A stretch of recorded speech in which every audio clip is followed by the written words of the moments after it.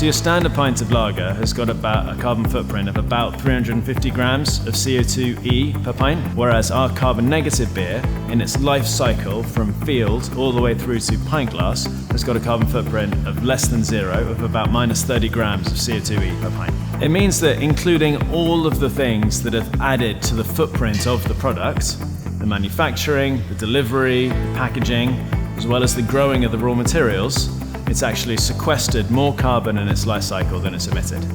So there's really 4 ingredients in beer. There's water, hops, yeast, and barley. So the biggest contributor to our carbon footprint is our barley. We use more than 2 tons a day of barley here at Gypsy Hill. We're just a small brewery, but that's how much that we use.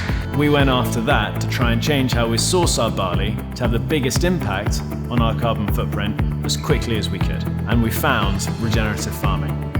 So we've been working with Wild Farmed. They're really pioneering the scaling of regenerative farming in this country. The regenerative practices that they do are things like polycrop fields, so multiple plant types in one field, no herbicides or pesticides of any kind in the field, larger borders, cover crops, dig only.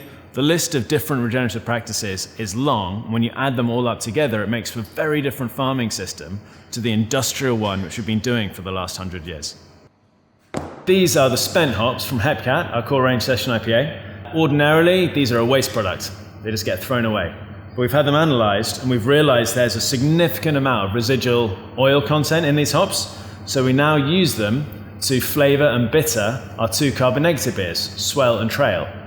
This helps keep the cost down for Swell and Trail, so we can invest in the regenerative barley, which is more expensive, and it helps us keep the cost down to the final customer, so the price of the pint is the same as any other beer. It's just the carbon footprint is way less.